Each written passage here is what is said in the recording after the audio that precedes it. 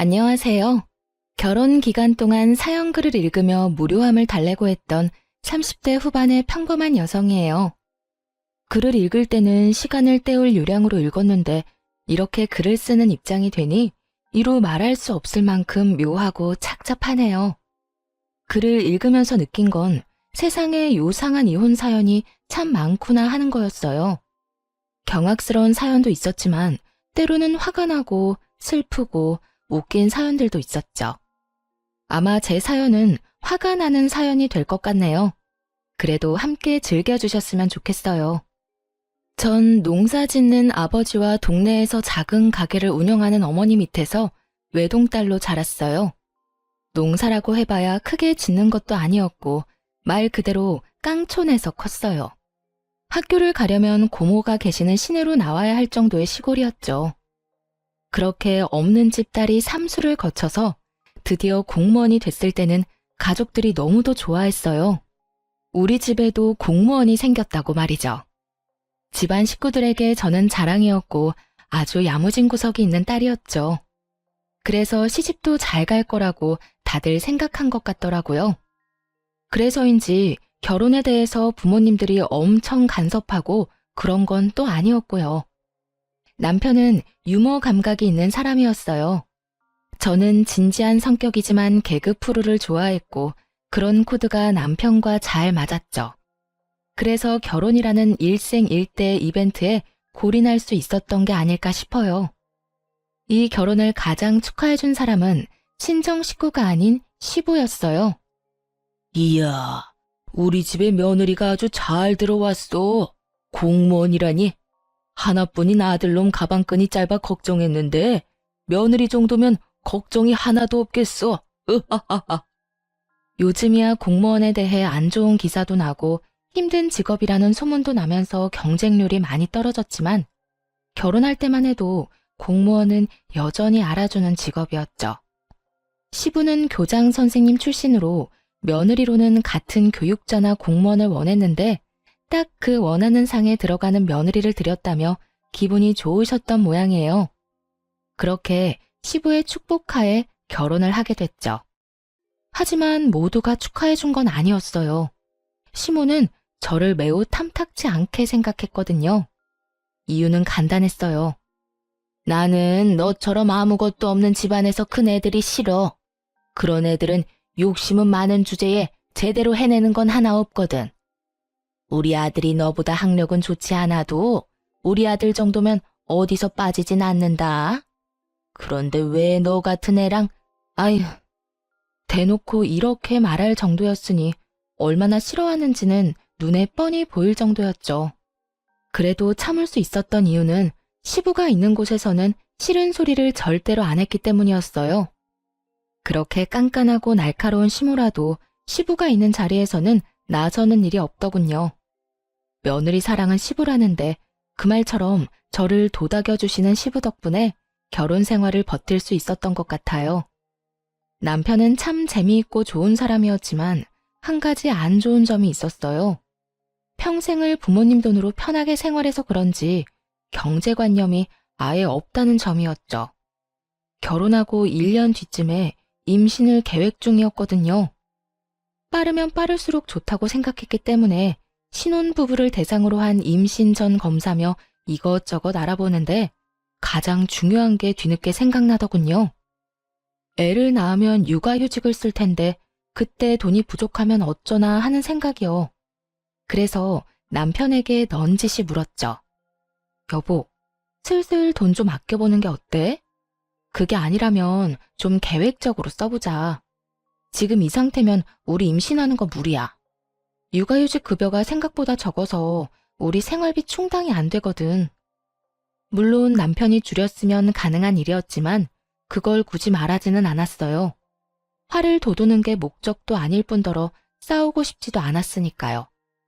설득을 위해서는 조심스러울 필요가 있었죠. 그런데 남편은 진심으로 왜 그래야 하는지를 모르는 표정으로 되묻더군요. 육아휴직?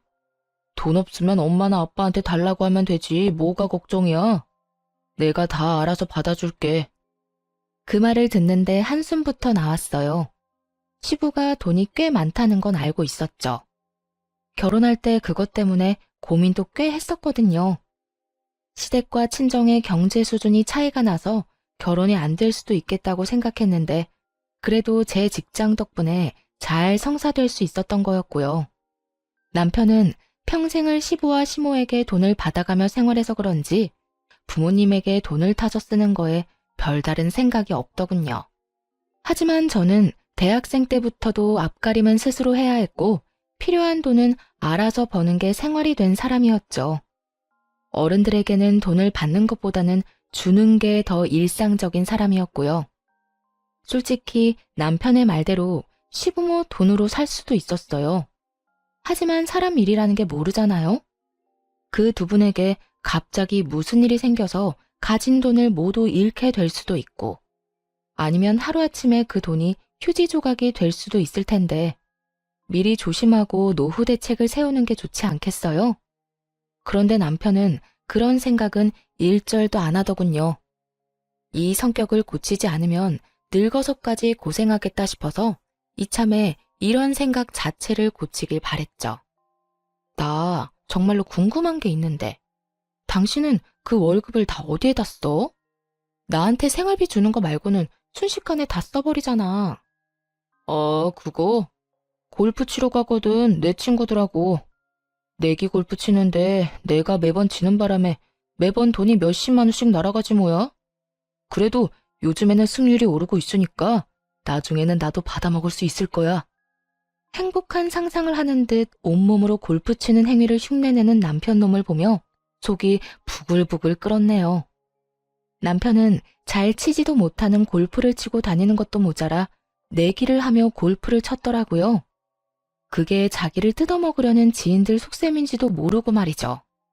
그걸 알기에 매번 남편의 골프를 말렸지만 남편은 스트레스 해소 목적이라며 들은 척도 하지 않았죠. 흥청망청 써대는 돈이 한 달에 200만 원이 훌쩍 넘어갔어요.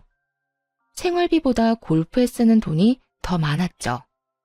근데 당신 아무리 생각해도 월급 가지고는 그 골프 비용 감당 안 될 텐데? 돈이 어디서 나는 거야? 설마 나 몰래 비상금이라도 만들어? 비상금의 규모 정도가 아니었지만 그렇게 물을 수밖에 없었어요. 엄마한테 달라고 하면 주시는데 그래서 내가 그랬잖아. 걱정하지 말라고. 엄마는 내가 말만 하면 주신다니까. 그럼 나 육아휴직으로 100만 원 넘게 월급 못 받으면 당신이 어머님한테 받아줄 거야? 지금 어머님한테 매달 100만 원씩 받는 거 그거 나한테 준다고? 아니, 그건 그거고. 육아휴직으로 못 받는 돈은 따로지. 계산 좀 확실하게 해, 여보. 200만 원은 받아야 각이 나오지. 정신 나갔어? 어느 자식이 결혼하고 나서 매달 200만 원씩 부모님한테 용돈을 타서 써. 너 그 돈 아껴서 돈 모을 생각은 없어? 노후 대책 이런 거 없냐고. 그런 걸 왜 해? 아버지 돌아가시면 아버지 재산 다 내 건데. 그거 평생 써도 다 못 쓸걸? 평생은커녕 10년 안에 그 돈이 없어질 수 있다는 걸 모르는 건 아니지? 한심하게 남편 놈을 쳐다봤어요. 이런다고 해결될 문제가 아니더라고요. 임신을 미루고서라도 이 문제는 확고히 해야 한다고 생각할 정도였으니까요. 하지만 운명의 장난인지 꼭 이럴 때 임신이 되더군요. 막상 임신 사실을 알고 나니 아이를 위해서라도 어떻게든 해야겠다 싶었죠. 남편이 설득 안 되니 시모를 설득해야겠다 생각하고 남편 몰래 시모를 만나러 갔네요. 그래, 무슨 일로 만나자고 한 거니? 바쁘니까 용건만 간단히 해라. 네, 어머님이 남편한테 용돈으로 100만 원 정도 주시는 거요. 그거 혹시 남편 말고 저한테 맡기실 생각은 없으세요? 통장은 어머님이 가지고 계시면서 검사하시고 카드는 제가 받아서 관리를 할까 해서요. 어이가 없어서. 너 지금 그 돈 욕심내는 거니? 이래서 내가 돈 없는 집안 애들은 싫다고 했는데 내가 도대체 너 뭘 믿고 그 돈을 맡겨? 네가 내 돈 아무렇게나 쓰는 거 보고 있으라고? 돈 욕심내는 게 아니고요. 만약 그게 싫으시면 아예 그 돈을 끊는 것도 괜찮은데 그렇게 해주실 수 있어요? 네가 뭔데 내 아들한테 주는 돈을 끊으라 말아야. 우리 집 며느리가 됐다고 우리 집 지갑까지 휘두르려고 하는 건 말도 안 되는 일이지. 아들이 필요하니까 돈을 달라고 하는 건데 내가 그걸 왜 안 줘? 이때다 싶어 시모에게 남편 통장 내역을 보여줬어요. 이게 뭐야? 이거 그의 통장 내역이에요. 여기 보이세요? 이 항목들 전부 내기 골프하다가 낸 비용이에요. 한 달에 거의 200만 원이 넘는 돈이 그 내기 골프에 나가요. 어머님이 주신 그 돈 포함해서요. 그제야 시모가 유심히 통장 내역을 살피더군요. 이상하지 않을 수 없죠. 딱 봐도 문제가 있는 상황이었으니까요. 생활비라고 저에게 보내준 100만 원을 제외하면 거의 다 레저와 유흥비로 쓰인 게 바로 눈에 보였거든요. 시모는 놀란 눈치였어요. 여태껏 아들에게 돈을 주기만 했지 돈이 어디에 어떻게 쓰이는지 몰랐던 모양이더라고요. 이게 내 아들 통장 내역이라고? 네, 저도 이 정도일 줄은 몰랐는데 확인해보니까 벌써 결혼 전부터 거액의 돈을 썼더라고요. 이게 해결되지 않으면 아버님한테 따로 연락드려야 할 것 같아서요. 근데 넌 도대체 뭘 해결하고 싶은 거니? 우리 아들이 돈 낭비가 심하다는 건 알겠지만 그렇다고 내가 돈을 안 주면 너희 집 생활도 부족한 거 아니야? 어차피 남편이 주는 생활비는 100만 원으로 고정되어 있고 저는 제가 내는 생활비 더해서 생활하면 돼요. 물론 돈을 모으는 게 제일 좋은데 그게 지금 안 되니까 어머님이 남편한테 돈 좀 모으라고 이야기 좀 해주시면 더 좋고요. 시모는 제가 남편의 낭비를 막아달라고 말하는 것에 꿍꿍이가 있다고 생각하는 것 같았어요. 마치 시부에게 잘 보이기 위해서 이런 말을 한다고 생각하는 것 같았죠. 탐탁치 않은 표정으로 그러더군요. 그래, 그러면 내가 그 카드 회수해 가마. 그렇지만 앞으로 이렇게 선 넘는 대화는 안 했으면 좋겠구나. 아들이 이렇게 돈을 흥청망청 쓰는 걸 알았으니 내가 봐주는 거야. 넌 며느리일 뿐이고 우리 집 돈에 관여할 자격은 없어. 알았니? 시모는 그렇게 경고하듯 말하고는 저를 쫓아냈고요. 뭐 나쁘지 않은 수학이었죠. 남편이 시모에게 받는 돈은 이제 사라질 것이고 그러면 낭비를 줄이려고 노력할 거라고 생각했으니까요. 일단 꼴 보기 싫은 내기 골프에 보내는 시간이 줄어들 거라는 것만으로도 다행스러운 일이었죠. 내기라는 게 결국 도박이잖아요. 그것만 안 해도 좋겠다 싶었거든요. 그렇게 시모가 돈을 줄이고 나서 예상대로 내기 골프 횟수는 줄어들었어요. 남편이 주말에 나가는 횟수를 확인해보면 바로 알 수 있었죠. 시모가 돈을 안 넣어주니 남편이 전화해서 한 소리를 하더군요. 엄마, 돈 없다는데 왜 돈을 안 넣어줘요? 나 필요한 데 있다고. 꼭 사야 할 물건이 있다니까. 남편 놈이 떼를 썼지만 시모가 받아주지 않은 모양이었어요. 그래서 주기 싫다는 거예요? 됐어요. 당분간 엄마 보러 안 갈 거니까 그렇게 알고 있으세요. 그리고 며칠이 지나지 않아 남편이 다짜고짜 따지고 들더군요. 야, 내가 정말 믿는 도끼에 발등 찍힐 줄 몰랐네. 설마 당신 우리 엄마더러 나한테 돈 주지 말라고 한 거야? 도대체 무슨 생각으로? 무슨 권리로 그딴 말을 해? 시모가 결국 저 때문에 돈을 안 준다고 말한 것 같더라고요. 태연하게 답했죠. 당신이 돈을 너무 많이 쓰니까 이야기했어. 그리고 어머님한테 돈을 주지 말라고 한 거 아니야. 내가 관리할 수 있게 해달라고 한 거지. 근데 그건 싫으시다네? 돈을 끊는 건 어머님이 선택한 거니까 어머님한테 말해. 괜히 내 탓하지 말고. 내가 돈 많이 쓰는 거랑 너랑 도대체 무슨 상관인데? 왜 네가 내 지갑 사정에 이렇게 예민하게 구는 건데? 너랑 나랑 결혼했잖아. 네가 망하면 나도 망하는 거라고. 그러니까 안 망할 수 있게 내가 도와주는 거 아니야. 이런 식으로 돈 쓰다간 나중에 진짜로 망한다고. 너 모아둔 돈이라고는 한 푼도 없잖아. 내가 망할지 안 망할지 네가 어떻게 알아? 네가 내 와이프라고 해도 엄연히 하면 안 되는 일이 있는 거야. 아, 진짜 너 때문에 되는 일이 하나도 없다. 아버지 정정하신데 나중에 무슨 걱정이야? 지금 과소비 습관을 안 고치면 시부 재산을 물려받는다고 해도 순식간에 사라질 게 뻔했어요. 그리고 솔직히 시모를 설득하러 갔기는 했지만 선택한 건 시모였고 당장 용돈을 끊으라고 한 건 아니잖아요. 둘 중에 하나 고르라고 한 거지. 그 중에서 시모는 돈을 안 주기를 골랐던 거고요.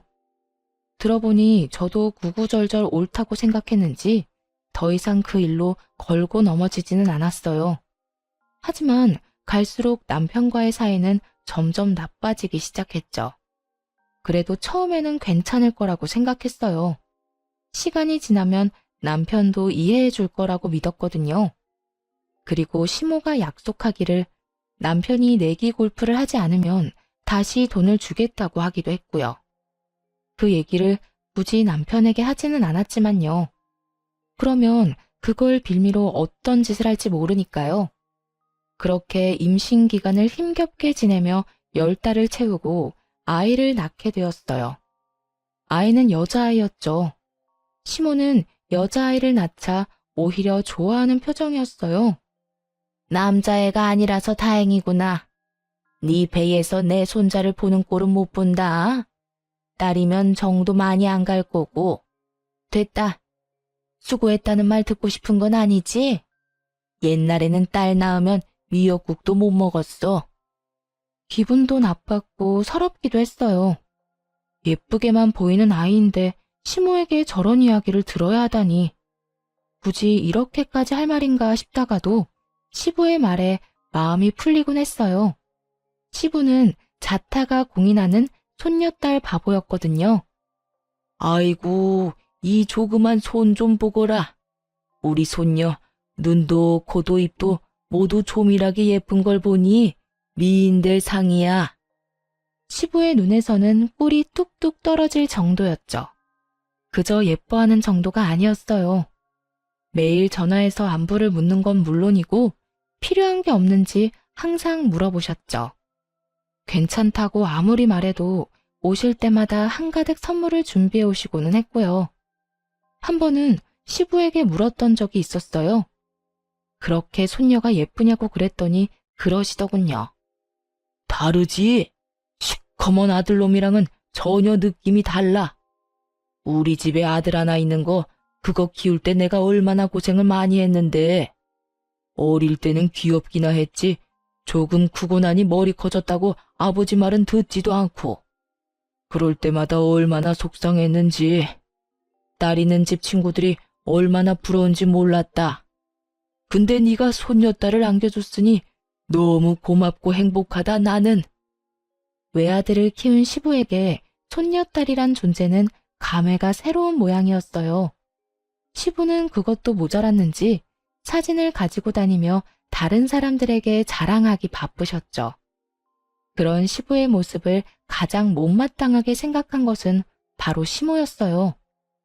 아니, 당신은 자기 자식 태어났을 때도 그렇게 안 하던 사람이 어떻게 손녀딸한테는 그렇게까지 할 수 있어요? 그것도 차별이에요. 알아요? 뭐가 차별이야? 내가 보기엔 당신이 더 이상해. 어떻게 자식이 낳은 손주가 안 이쁠 수가 있어? 나는 보고만 있어도 또 보고 싶고 돌아서면 또 보고 싶은데 당신은 어떻게 그렇게 무덤덤하냔 말이야. 시부가 그렇게 말할 때마다 시모는 입을 꾹 다물었어요. 하긴 제가 싫다는 말을 시부 앞에서 고지곧대로 할 수 있을 리가 없었죠. 시모도 그 정도 머리는 있는 사람이었거든요. 시부 앞에서 제 욕을 하는 게 나쁜 결과를 부른다는 걸 잘 알고 계셨던 것 같아요. 그러다 어느 날 아기가 200일이 좀 넘었을 때 친정엄마에게 문제가 생겨 병원에 가야 할 일이 있었어요. 엄마는 허름한 2층 주택에 새를 들어 사셨는데 2층에서 1층으로 내려오는 계단이 꽤 가팔랐거든요. 그런데 거기서 내려오다가 굴러버리신 거예요. 병원에 갔더니 다리가 골절됐다더군요. 입원을 해야 하고 수술까지 해야 하는 상황이었죠. 하지만 아이를 데리고 엄마를 케어할 수 없었고, 그맘때 아이도 감기 기운이 있어서 병원으로 아이를 데리고 갈 수도 없었어요. 그래서 남편에게 맡기기로 했죠. 그렇게 친정엄마의 수술이 시작되고 아이가 잘 있는지 걱정되기 시작했어요. 이제 겨우 200일밖에 안 되는 아이잖아요. 눈에 밟힐 수밖에 없었죠. 그래서 남편에게 전화를 했는데 이 양반이 전화를 안 받는 거예요. 몇 번을 해도 통화가 안 되더라고요. 초조하고 이상한 생각이 들어서 어머니가 수술하고 나오자마자 곧바로 어머니에게 양해를 구하고 집으로 돌아왔어요. 그리고 집에 온 순간 눈으로 마주한 상황에 정말이지 졸도할 뻔했네요. 아이는 울고 있고 소파에는 모르는 여자가 엎드린 채 귀마개를 하고 핸드폰을 보고 있더군요.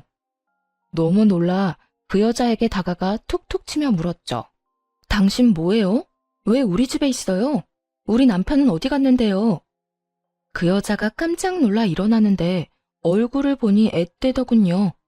딱 봐도 사회 초년생으로밖에 안 보였어요. 그 여자는 아무 말도 못하고 힐끗힐끗 쳐다보기만 하더라고요. 일단 남편에게 전화를 했죠. 남편은 여전히 전화를 받지 않더군요. 울고 있는 아이를 달래보니 기저귀는 대변으로 가득 차 있었고 엉덩이는 벌써 빨갛게 변해 있더군요. 대변을 오래 방치해서 생긴 일이었어요. 남편에게 연락이 안 되니 그 여자에게 이 상황에 대해 물어봤어요. 이게 다 무슨 일이에요? 저희 남편이랑 무슨 관계예요? 저는 김 대리님이랑 같이 일하는 부하 직원인데요. 김 대리님이 일당 10만 원 하는 아르바이트 있다고 해서 여기 온 거예요. 애만 봐주면 10만 원 준다고 하셔서요. 저희 남편 부하 직원이라고요? 그러면 저희 남편 어디 갔는진 아세요? 어, 잘은 모르겠는데 골프채 챙기시는 것 같던데요. 또 그놈의 골프. 이게 말이나 되나요? 아가씨, 근데 혹시 몇 살이에요? 저 24살이요. 애가 우는데 귀마개를 하고 있으면 어떡해요? 돈 받고 알바하는 거 아니었어요? 적어도 아이를 신경은 써주셔야죠. 달래보려고 했는데 뭐 때문에 애가 우는지 몰라서요. 그냥 놔두면 그친다고 해서 그냥 놔뒀어요. 누가 그런 정신 나간 말을 해요? 김 대리님한테 전화했더니 그냥 놔두면 된다고 하시던데요. 화가 머리끝까지 났어요. 결혼도 안 한 아가씨한테 애를 보라고 한 것도 웃기지만 우리 애를 맡기면서 울 때 그냥 놔두라는 말을 한 것도 정말 어이가 없었죠. 일단은 그 여자아이를 돌려보냈어요. 돈은 남편한테 받으라고 했죠. 그리고 남편이 올 때까지 기다렸어요. 오후 6시쯤 되니 남편이 집으로 들어오더군요. 아마 제가 돌아올 예정이었던 오후 7시보다 살짝 일찍 들어온 것 같더라고요. 본인이 골프 치러 갔다는 걸 들키지 않으려고 말이죠. 남편을 보자마자 따졌어요. 당신 어떻게 그럴 수 있어? 어떻게 모르는 사람한테 우리 애를 맡기고 놀러 갈 수가 있냐고. 게다가 우리 집에. 당신 미쳤어? 200일도 안 되는 애를 다른 사람 손에 맡길 생각이 들어? 애는 괜찮네. 그러면 된 거 아니야? 별일 없었으면 된 거지. 뭘 그렇게 따지고 난리야. 피곤하니까 나중에 말하자. 괜찮긴 뭐가 괜찮아. 너 애가 어떤 상황이었는지 알고나 하는 말이야? 그 여자애, 당신 부하 직원은 애 우는데 귀마개를 하고 핸드폰을 하고 있더라. 너 이게 정상이야? 애 엉덩이에 발진까지 생겼어. 도대체 몇 시간을 그렇게 방치했는지 알 수가 없다고. 약 바르면 되잖아, 약. 그거 가지고 왜 나한테 그래? 애를 제대로 못 본 내 부하 직원 탓이지. 그 여자애한테 애를 맡긴 게 너잖아. 아니, 애를 키워본 적도 없는 사람한테 애를 보게 해? 그것도 그렇게 갓난쟁이를. 적어도 어머님한테 맡긴다는 생각은 안 해봤어? 했지. 제일 먼저 했지. 그래서 나도 어머니한테 맡기려고 했어. 그런데 엄마가 아이씨, 며느리 딸은 맡아주기 싫다고 하잖아. 뭐? 어머님이 며느리 딸이라서 맡아주기 싫다고 했다고? 이거 미친 거 아니야? 와, 진짜. 남편과 이야기하다가 알게 된 시모의 발언에 이성이 뚝 끊어지는 느낌이었어요. 시댁으로 당장 달려갔죠. 들어가자마자 시모에게 따져 물었어요. 어머님, 오늘 바쁜 일 있으셨어요? 아니, 아무 일도 없었는데 왜 그러니? 왜 갑자기 와서 이렇게 사나운 얼굴로 그런 걸 물어? 이 사람이 저희 딸 잠깐 봐달라고 했는데 왜 안 봐주셨어요? 네 질문이 더 웃기구나. 내가 왜 당연히 봐줘야 한다고 생각해? 나도 힘들면 안 봐줄 수 있어. 넌 이 늙은이한테 꼭 그렇게 애를 맡기고 싶니? 하루 종일 맡아달라는 것도 아니고 오후에 잠깐 맡아달라는 거였어요. 오늘 저희 딸이 어떤 상태였는지 아세요? 내가 그걸 어떻게 아니? 너희 부부 일은 너희가 알아서 해. 어떻게 그걸 말이라고 하세요? 어머님이 조부모님이시잖아요. 어떻게 손녀딸한테 그런 말씀을 하실 수가 있냐고요. 시모를 향해 눈물 콧물 다 흘리며 하소연하듯 따졌어요. 그간의 서름이 다 몰려와서 더 열이 받더군요. 게다가 오늘 있었던 일까지 생각하니 견딜 수가 없었죠. 그러다 소리를 빽 지르는 순간 현관문에서 시부가 들어오며 말하더군요. 아이고, 우리 며느리 왔어? 그런데 무슨 일이야? 왜 울어? 무슨 일 있니? 아버님. 눈물을 흘리며 그날 있었던 일을 다 말했어요. 그리고 믿지 못하는 시부에게 그 아르바이트한 여자애가 우리 애한테 저지른 짓을 홈캠으로 고스란히 보여줬어요. 그리고 그 여자와의 대화 녹음 파일도 들려줬죠. 그걸 보고 있던 남편놈이 안절부절 못하며 저한테 따지더군요. 왜 나한테 그래? 애 안 봐준 거는 엄마잖아. 뭐 때문에 우리가 이렇게 된 건데? 걔가 그렇게 애를 못 볼 줄 내가 알았어? 그냥 나는 돈 주고 애 봐달라고 시킨 것뿐이라고. 왜 나한테 그러는 건데? 아예 뭐가 잘못됐는지 자체를 모르더군요. 남편에게 말했어요. 됐어. 나 더 이상 당신이랑 살고 싶지 않아. 그러니까 우리 이혼해. 결국 제 입에서 이혼 얘기가 나오자 시부의 얼굴이 시뻘겋게 달아올랐어요. 그러더니 남편놈 귀를 잡아당기며 화를 내시더라고요. 넌 도대체 뭐 하는 인간이냐? 넌 뭔데 네 자식을 저 따위로 취급을 해? 내 귀한 손주 왜 저런 취급받게 만들어? 네가 인간이야? 네가 그러고도 아빠냐고? 시부가 남편의 등짝을 두드려 패더군요. 이제와 두드려 맞은들 제 마음은 이미 갈기갈기 찢겼고 저 자식을 내 아이의 아빠로 두는 것조차 소름 끼치게 싫었죠. 시부는 계속해서 남편에게 물었어요. 너 애 아파서 저러고 있는데 어디 갔었어? 등을 맞으면 억울해하던 남편이 갑자기 입을 꾹 다물더군요. 안 봐도 뻔하죠. 골프채를 챙겼으면 골프를 하러 간 게 아니겠어요? 그리고 그것도 그렇게 좋아하던 내기 골프였을 거고요. 제가 대신 시부에게 말했어요. 아마 내기 골프 갔을 거예요. 그것 때문에 얼마 전에도 마찰이 있었거든요.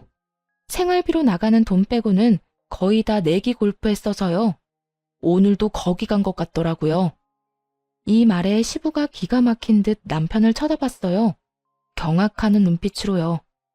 까도 까도 자꾸만 나오는 남편놈의 기행에 시부가 놀란 모양이었어요. 그럼 너 돈은 어디서 나서 그렇게 펑펑 쓰고 다녀? 며느리 생활비는 제대로 주는 거 맞아? 응? 그 돈은 엄마가 나한테 준 거라고요.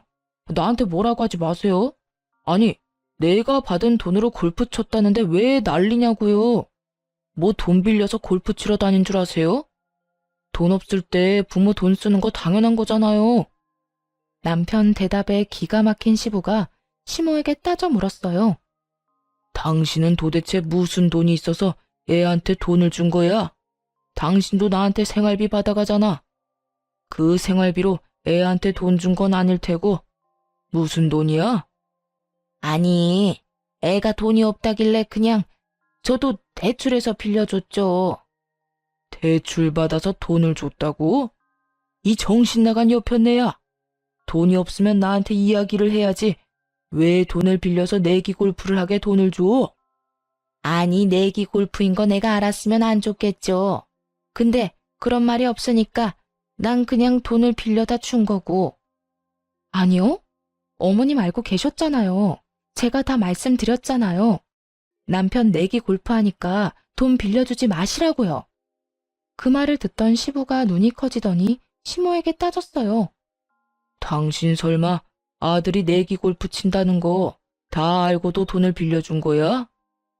맞아요. 그러니까 제 잘못이 아니라 엄마 잘못이라고요. 엄마가 돈을 주니까 내가 그 돈으로 계속 한 거지.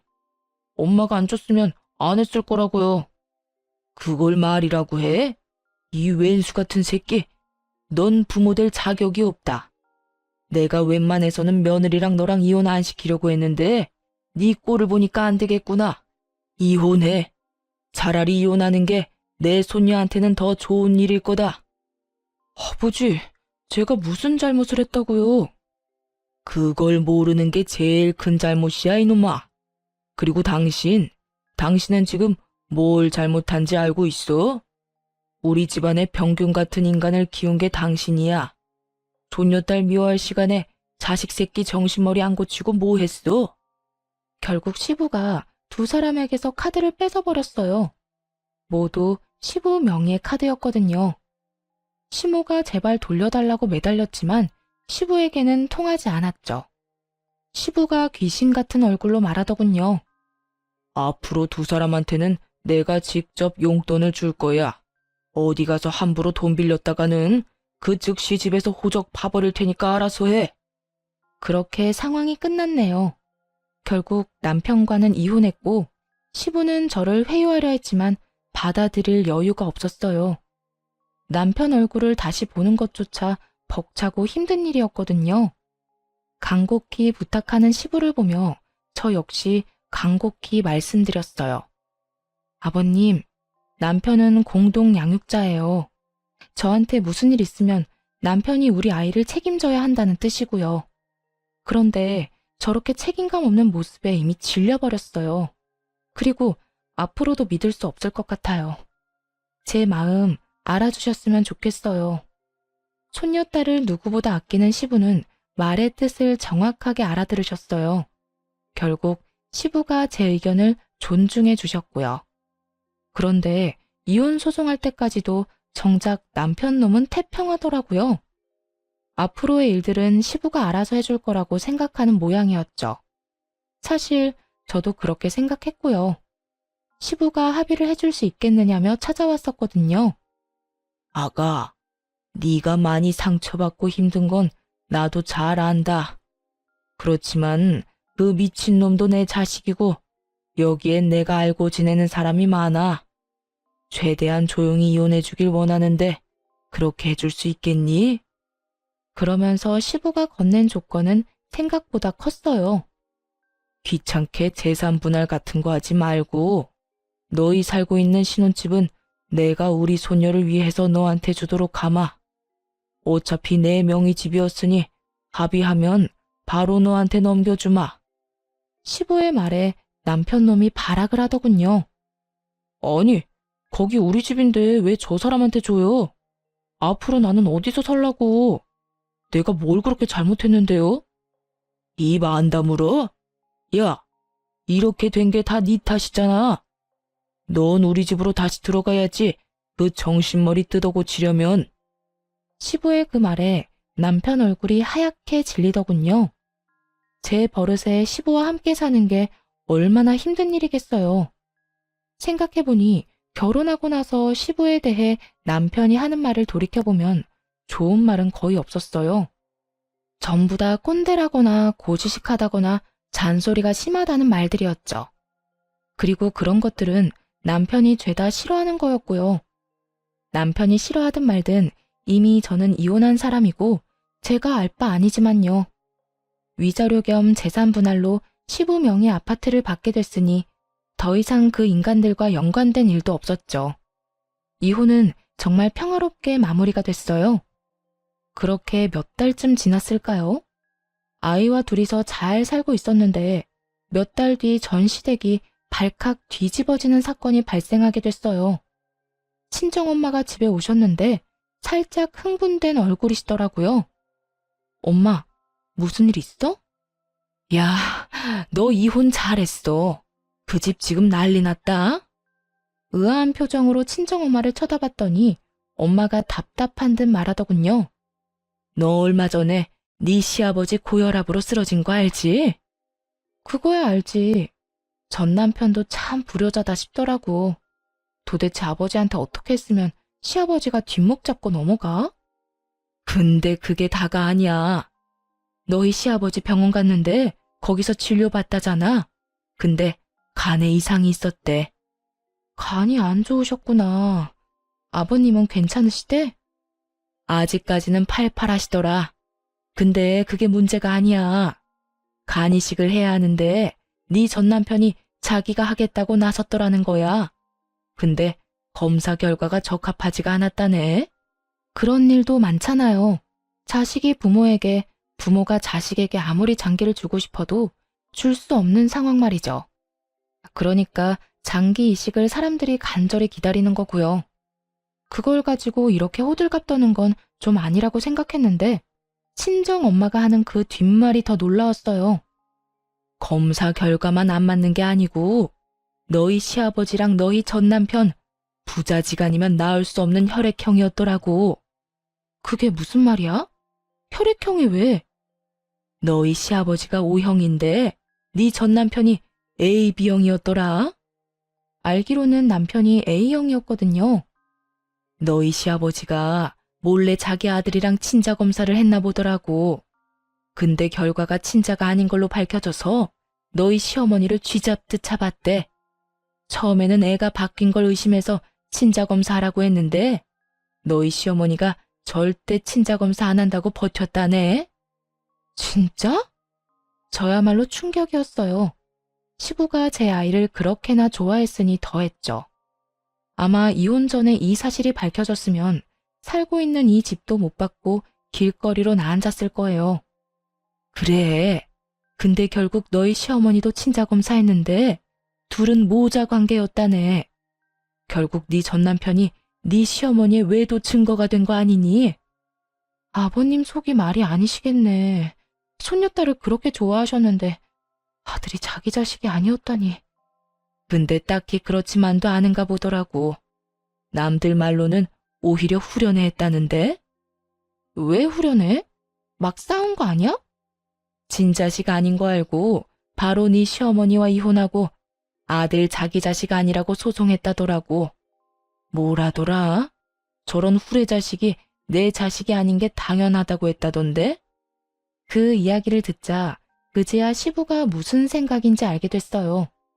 시부에게 사고만 치는 아들은 죽을 때까지 데리고 가야 할 애물단지나 마찬가지였는데 자기 자식이 아니니 차라리 떼어내는 편이 시부에게는 더 나은 선택이었던 거죠.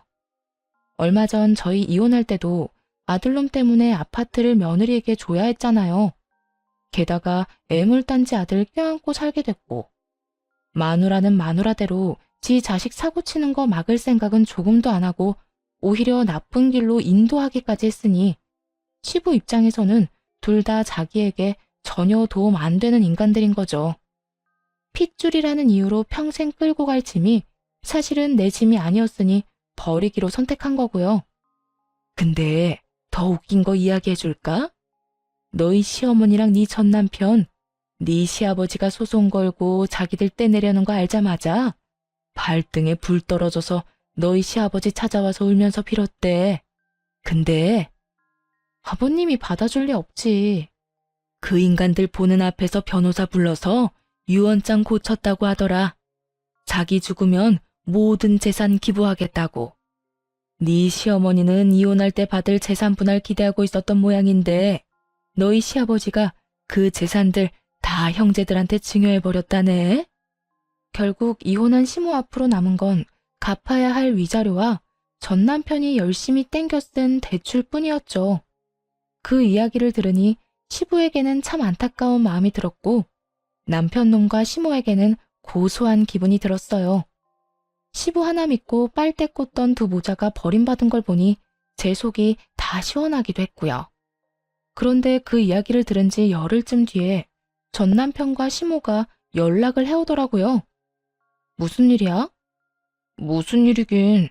집에 없던데 혹시 무슨 일 있는 건 아니지? 아, 집. 이 인간들이 제가 살던 집에 찾아간 모양이더군요.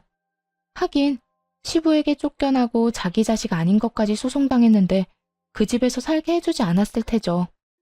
그렇게 쫓겨나고 지금까지는 자존심 때문에 연락도 안 하다가 이제와 급해졌는지 연락한 모양이었어요. 우리 집에는 왜 찾아온 거야? 그게 나랑 우리 엄마 지금 갈 곳이 없어서 그런데 거기서 좀 머무를 수 없을까 하고. 당신 월급을 내가 몰라? 400만 원 가까이 버는데 월세라도 얻어. 보증금 없이 월세 많이 내면 들어갈 수 있을 건데? 나도 그러려고 했지. 그런데 엄마가 진 빚 때문에 내가 이러지도 저러지도 못해. 그 빚만 없어도 어떻게든 할 수 있을 건데. 야, 그게 왜 내 빚이야? 그 돈 온전히 너한테 다 들어갔거든? 네가 그딴 내기 골프하느라 다 써놓고 나한테 책임을 떠넘겨? 너야말로 돈 좀 아껴 쓰고 뭐지 그랬어. 네 와이프가 돈 주지 말라고 했을 때 내가 그만뒀어야 했는데. 그럼 왜 줬어요? 내가 내기 골프한다고 와이프가 알려줬다며. 그거 알고도 준 건 엄마 탓이지. 그리고 엄마가 아빠 두고 바람만 안 피웠어도 우리가 쫓겨날 일은 없잖아. 그 이야기가 왜 갑자기 나와? 이렇게 쫓겨나게 된 건 네가 그 양반한테 밉보였기 때문이잖아. 애초에 며느리랑 싸우지만 않았어도 네 아버지가 고혈압으로 쓰러질 일 없었겠지. 그게 왜 내 잘못인데요? 엄마가 아무 남자나 막 만나고 돌아다니다가 이렇게 된 거 아니야. 난 아버지한테 내 장기까지 주려고 했다고요. 네가 애초에 돈이랑 애 문제로 네 아버지랑 싸우지만 않았어도 기른 정이라도 생각해서 받아줬겠지. 네가 행실을 잘 못하니 네 아버지도 너한테 오만정이 다 떨어진 거 아니야? 전화해놓고 핸드폰 너머로 둘이서 아주 귀에 피가 나게 싸우더군요. 그렇게 단 둘뿐인 핏줄이 서로를 탓하며 소리 지르는 걸 보니 웃기기도 하면서 짜증도 나더군요. 싸울 거면 전화 끊고 해. 잠깐만. 본론 아직 이야기 안 했어. 월세 얻을 돈도 없어서 당신한테 전화했지. 우리 딸이면 내 딸이기도 하잖아. 그래도 내 핏줄인데 이렇게 갈라지는 것도 아닌 것 같고. 우리 엄마도 이제 우리 딸 인정할 거고. 우리 딸은 당신 엄마 인정 필요 없어. 끼고 자빠졌네. 야, 네가 뭔데? 너희 엄마가 뭔데? 어디서 내 새끼를 인정하고 말고야? 내 딸이잖아. 나도 내 딸 볼 자격 있어. 그럼 밖에서 봐. 그리고 그 집 이미 내가 팔았거든? 그러니까 그 앞에 죽치고 앉아봐야 소용없어. 뭐? 네가 뭔데 우리 아빠 집을 팔아? 전 남편이 화내며 어이없다는 듯 묻더군요. 애랑 둘이 살기엔 집이 크기도 하고 거기서 이혼을 했으니 재수가 없어서 집을 옮겼거든요. 직장에도 지점을 옮겨달라고 요청해서 친정과 가까운 곳으로 정근까지 신청해서 왔죠. 이제와 생각하니 집을 옮긴 게 정말 잘한 거였더라고요. 처음에는 살던 곳을 떠나는 게 좋은 선택이라고 생각하진 않았거든요. 어쩔 수 없이 이사한 거였는데 다행이었죠. 이 인간들이 들러붙을 상황이 사라졌으니까요. 게다가 상황 파악이 안 되는지 이제는 자기 아빠가 아닌데도 아빠라고 하더군요.